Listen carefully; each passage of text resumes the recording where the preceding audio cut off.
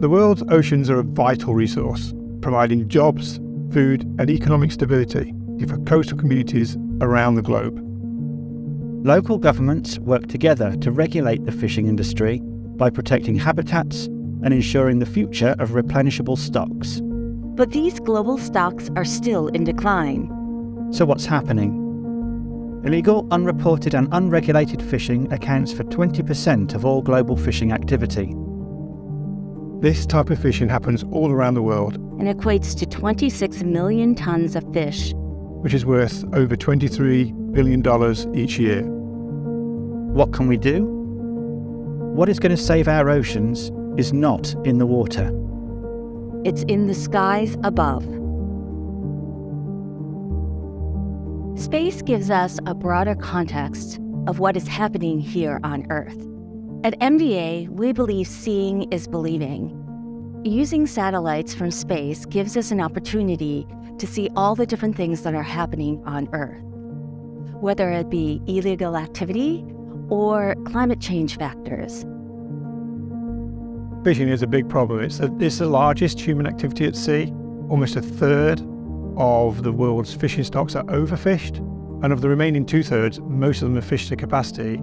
This causes a real problem when it comes to driving a sustainable ocean economy. The process of detecting and catching perpetrators of IUU fishing is complex because of the lengths that they will go to avoid detection.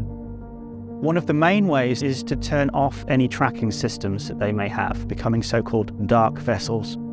So you need to turn to other sources of data. And that's where synthetic aperture radar, like MDA provides, comes in to real utility. The radar penetrates through cloud and doesn't need visible light photons from the sun. Why this matters is like around coastal areas, tropical rainforests. It's so difficult to get an optical image because visible lights get absorbed by the water and the clouds, so you can't image it, you just see a bunch of white noise. MDA's RadarSat-2 is by far the best instrument for understanding what is happening on the ocean. The ability to take wide-scale satellite imagery and understand what's happening across tens of thousands of square kilometers is crucial to be able to do this cost-effectively. We've worked with MDA in indirect ways, for instance, through the Canadian government and their dark vessel detection system.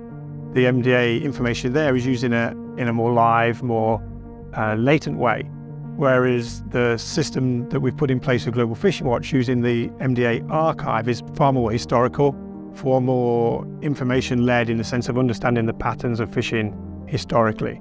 And they could start investigating as to like when certain policies or regulations get passed, that actually change people's fishing behavior in that same area.